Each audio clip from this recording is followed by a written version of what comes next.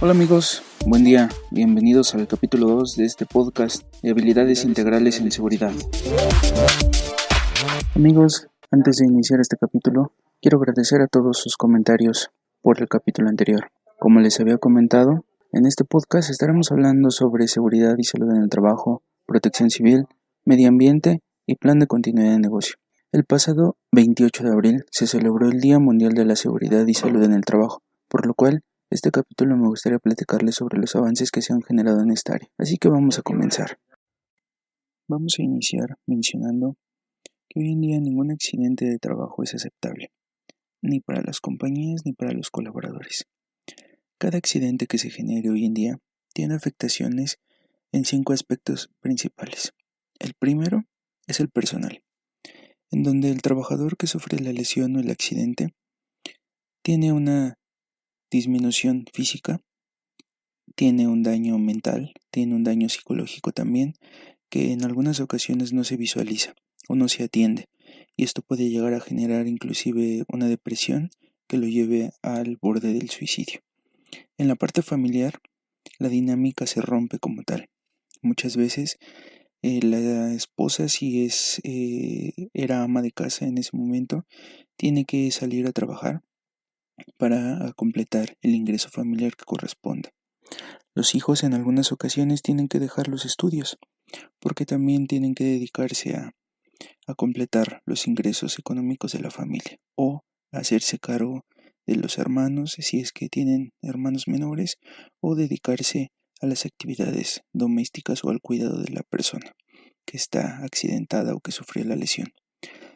El aspecto social también es uno de los factores que se mencionan en el impacto de los accidentes, ya que la sociedad en ocasiones señala a las familias, señala a la persona que se accidentó como tal y empieza una discriminación en el aspecto social como tal. Obviamente también existen impactos económicos porque el ingreso que se percibía ya no se va a generar de la misma manera y tendrán que buscarse otras fuentes para garantizar el ingreso económico que se tenía hasta el momento. Y finalmente pues la parte productiva. Empezamos a dejar de ser productivos, nuestra misma mentalidad nos empieza a inculcar pensamientos negativos de que somos una carga para la familia, somos un estorbo, dejamos de ser funcionales para la familia y empieza pues también un aspecto mental a jugar mucho en esta parte del accidente, en las consecuencias. Así que estas pues son razones suficientes para establecer un alto interés en lo referente a seguridad y salud en el trabajo. Esto nos lleva a que cada vez es más preocupante que existan o que se mejoren los estándares de seguridad, no solo a nivel nacional, sino a nivel internacional. Si bien muchas empresas están avanzando en el desarrollo de una cultura de seguridad y en un desarrollo de una cultura de prevención, todo esto viene un auge de 4 etapas principales o 4 etapas históricas de la seguridad que a mí me gusta describir o mencionar. La primera es desde la aparición del hombre sobre la tierra y el descubrimiento y manejo del fuego. Se tuvo la necesidad de evitar lesiones, de evitar quemaduras, de evitar dañar los pocos materiales que ellos tenían a la mano, de dañar inclusive las chozas o casas precarias que ellos llegaban a construir. Entonces tenían que tener ciertos cuidados para el manejo del fuego. En el apartado de cuando se hacían actividades de caza, pues se tuvo que diseñar una estrategia grupal para tener un mejor resultado. Y obviamente que esto también los ayudará a sobrevivir. Sin embargo, repito, todo era de forma precaria. Como en ese entonces, pues al final de cuentas no teníamos las habilidades tan desarrolladas para poder cuidarnos de una manera profesional. Pero teníamos ya ciertas ideas sobre qué era bueno y qué era malo, qué nos podía causar una lesión, qué no nos podía causar una lesión. La segunda etapa y una de las más importantes es la parte de la revolución industrial. Con la revolución industrial vinieron la implementación de muchas cadenas de producción implementadas por temas de maquinaria, la parte de la máquina de vapor como tal. Todas las líneas de producción empezaron en esta etapa a generarse. Entonces, a su vez, se generaron también condiciones inadecuadas de trabajo, ¿no? Y con mucha inseguridad para el personal, lo que ocasionó accidentes, enfermedades profesionales, mutilaciones, muertes con mucha frecuencia. Sin embargo, en ese momento no se visualizaba esa parte. Solamente teníamos en mente el producir y satisfacer la demanda del mercado como tal. Era el punto principal, no nos visualizábamos o no nos preocupábamos porque era exactamente lo que empezaba a suceder con los accidentes. La tercera etapa es la etapa de la Segunda Guerra Mundial.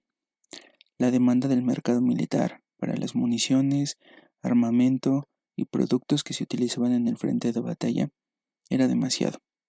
Por tal motivo, muchas fábricas tuvieron que cambiar sus cadenas de producción para fabricar la demanda del mercado, utilizando mano de obra barata. Sin embargo, tenían que cumplir con los estándares de calidad que los ejércitos establecían, y esto los obligaba a cuidar de cierta manera a los trabajadores, ya que la curva de aprendizaje para lograr los productos era compleja, y obviamente tenían a una población disminuida, ya que la mayoría de las personas del sexo masculino pues se iban al frente de batalla, ¿no? Las personas que se quedaban en los pueblos o en las ciudades pues al final del día intentaban sobrevivir. Sin embargo, los diversos ataques pues también no garantizaban que se tuviera la mano de obra disponible. Por tal motivo pues la gente de producción se preocupaba un poco por garantizar que las personas a las que les habían enseñado cómo operar la máquina o cómo fabricar cierto producto, pues al menos estuvieran durante un cierto periodo de tiempo vigentes en la fábrica para explotarlas, digámoslo de alguna manera, y garantizar con ello la demanda del mercado. La cuarta etapa es la que se generó en los años 70 a los 90, en donde con los inicios de la globalización se generaron diversos estándares, como ISO 9000. Se comenzó con el tema del boom del calentamiento global y a cuidar esta parte de la capa de ozono. Se empezó a regular la parte del impacto ambiental que teníamos y entonces se generó el estándar ISO 14000. Sin embargo, hasta ese momento no había un estándar internacional en materia de seguridad y salud ocupacional. Por tal motivo se creó lo que hoy en día conocemos como OSAS 18000. Esto llevó a que muchas empresas comenzaran a tener sistemas de gestiones integrales, en donde se ve la parte de calidad, la parte de medio ambiente y la parte de seguridad y salud ocupacional, ¿no? Adicional a esto también se generó estándares en el tema de la industria farmacéutica y en el tema de la industria alimentaria. Sin embargo, lo hablaremos de ellos más adelante. En este momento prácticamente son los estándares principales los que tenemos hoy en día, que es calidad, medio ambiente y seguridad y salud ocupacional, formando un sistema de gestión integrada. Con esto las empresas empiezan a crear conciencia y a desarrollar la cultura de la seguridad y salud ocupacional en el trabajo. Entonces, vimos 4 etapas principales del avance de la seguridad y salud ocupacional. Sin embargo, me gustaría mencionarles rápidamente sobre una línea del tiempo que yo desarrollé, en donde venimos manejando desde el hombre primitivo, en donde, como les decía al inicio, comenzó con las actividades de caza y manejo de fuego.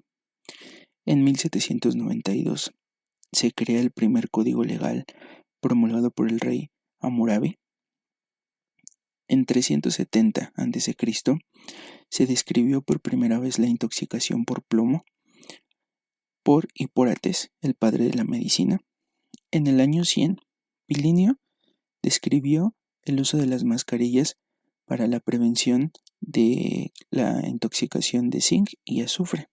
Obviamente todas estas descripciones y estos trabajos pues eran con la tecnología que se tenía en ese momento, con los pocos análisis y con la poca información que se tenía, pero empezaron a sentar las bases para poder ir avanzando en el tema de las investigaciones y en el tema de la consulta bibliográfica.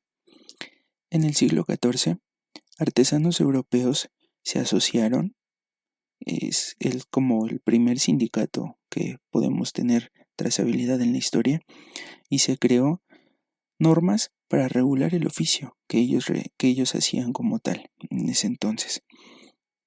En 1473, Ulrich escribió un libro sobre enfermedades de trabajo, que más adelante iba a ser retomado por otro de los principales actores y padres de la seguridad y salud ocupacional, en el que tuvo ya mayor difusión.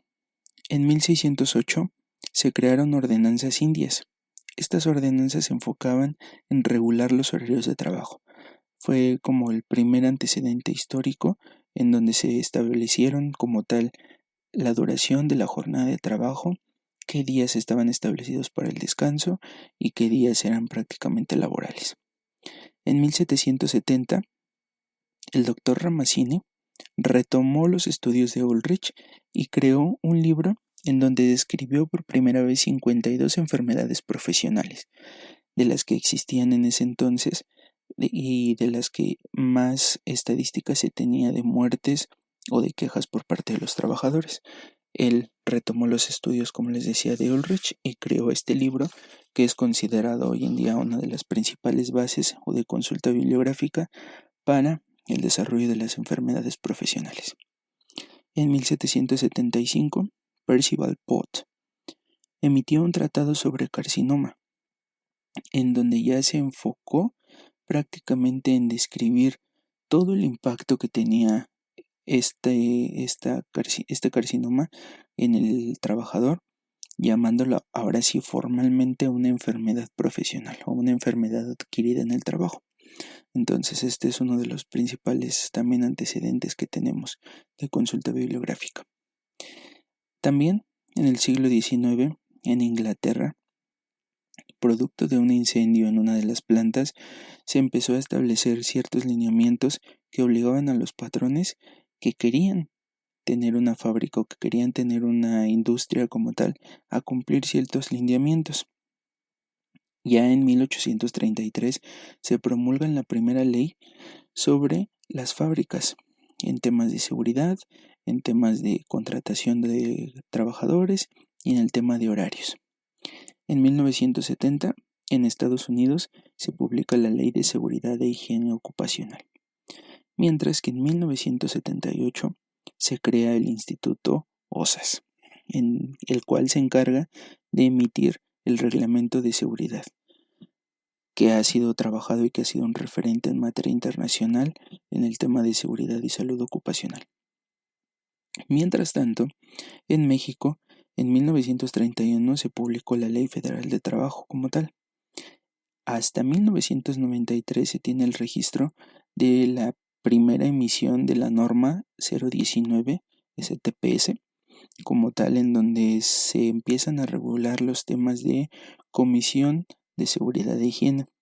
En ese entonces se llamaba todavía Comisión Mixta de Seguridad e Higiene y obligaba a las empresas a registrar las comisiones ante la Secretaría. Prácticamente se tenía que llevar la documentación, se presentaba directamente en la Secretaría sellaba y recibía prácticamente el acuse de quienes integraban la comisión y llevaba un histórico a nivel nacional de todas las empresas que tenían a sus comisiones registradas y funcionando. Fue uno de los primeros avances, sin embargo ya con la reforma que tuvo la norma, el nombre prácticamente se eliminó y se generó nada más como Comisión de Seguridad e Higiene y hoy en día ya no se tiene que hacer el trámite ante la Secretaría del Trabajo, solamente se hace el acta constitutiva y en caso de una visita de la Secretaría se tiene que mostrar dicho documento. En este tiempo teníamos todavía el reglamento de seguridad e higiene y medio ambiente laboral, ¿no? Sin embargo, en el 2014 se hizo una reforma y se emitió el reglamento de seguridad y salud en el trabajo. Este reglamento es el que hoy en día tenemos vigente y derogó o canceló como tal al reglamento anterior que teníamos, el Reglamento Federal de Seguridad de Higiene y Medio Ambiente de Trabajo. Este Reglamento de Seguridad y Salud en el Trabajo del 2014 prácticamente ya está enfocado en todo el contexto que nos genera de manera global, en donde la seguridad se emite el término seguridad industrial y ahora se maneja como seguridad y salud en el trabajo o seguridad y salud ocupacional como tal. Ya está establecido en 3 áreas principales, que es la parte de seguridad, la parte de salud y la parte de organización en los centros de trabajo como tal. Entonces, en términos generales, ese es el contexto que hoy en día tenemos en materia de seguridad, de dónde surgió prácticamente todo, cómo ha venido evolucionando la parte de seguridad en el antecedente o en la historia de la humanidad hasta lo que tenemos hoy en día. Es importante resaltar que la preocupación y la vigilancia por parte de las autoridades laborales de los diferentes países es constante para las empresas. Muchas empresas son auditadas y son inspeccionadas en el país por la Secretaría del Trabajo, que es el ente que se encarga de regular los aspectos de seguridad y salud en el trabajo. Es prácticamente quien vigila todo el cumplimiento del marco legal, que vamos a hablar en otros capítulos, pero también existe la regulación externa. Muchas empresas transnacionales y las cadenas de producción de proveedores son auditadas por externos para validar justamente que la línea en donde se está adquiriendo la materia prima o los insumos para producir cierto elemento tengan un cumplimiento de seguridad o un cumplimiento en algún estándar de seguridad, ¿no? Como les decía, con la globalización se ha generado todo un boom de que prácticamente si le quieres vender a una empresa que está instalada en territorio mexicano, pero que es una transnacional, que tiene prácticamente presencia en Estados Unidos o a nivel internacional, muy seguramente tendrás que cumplir con ciertos estándares de seguridad, ¿no? Ya sea los estándares que ellos te dicten prácticamente, y esto se amarra también en contratos.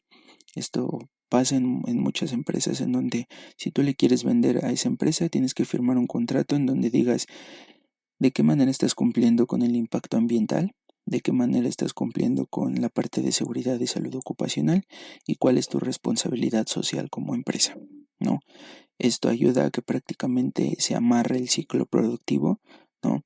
Entre la parte de proveedores, la parte de producción, que son las empresas, y la parte de distribución también, y la parte de venta final al público, ¿no?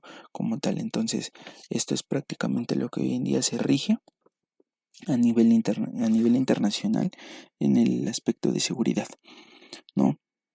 ¿Qué nos espera en materia de seguridad y salud en el trabajo, o cuál es el futuro que va a tener esta parte?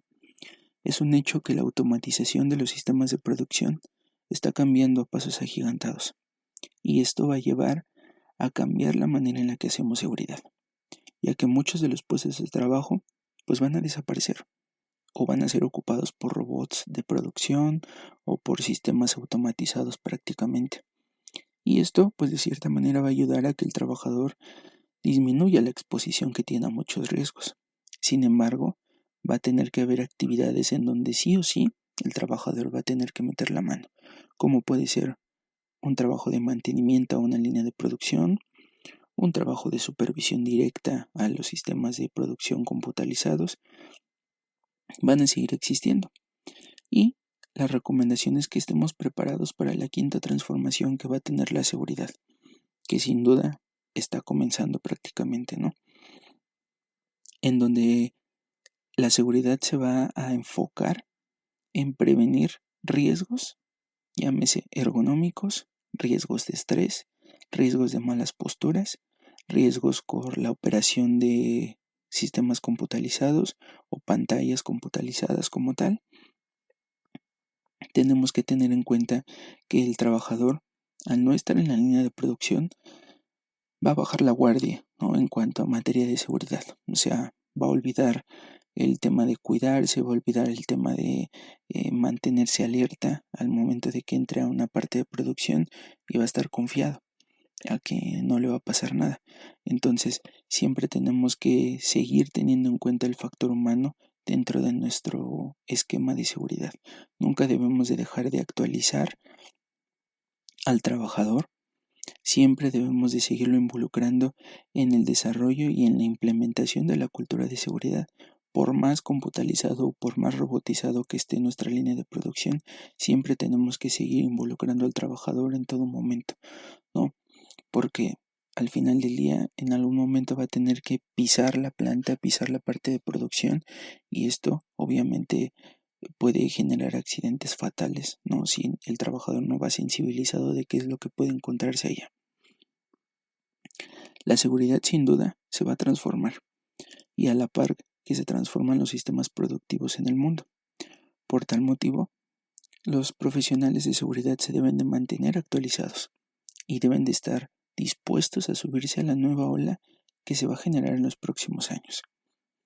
Por lo cual, te invito a que te suscribas, sigas todos los capítulos que vamos a tener en este podcast, en donde vamos a potenciar las habilidades de seguridad, y también sigas en nuestras redes sociales. Nuestra página de Facebook está como Habilidades Integrales en Seguridad. En Instagram nos encuentras como HIES-JRQ, IES, donde también te compartimos información de valor para poder estar preparados ante los diversos cambios que se generen en el área de seguridad.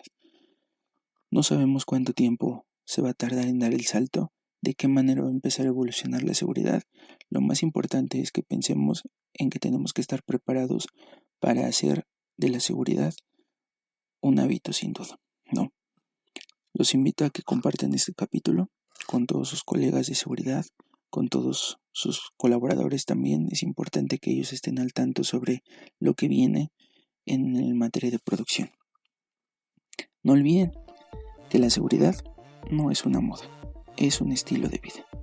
Saludos y hasta la próxima.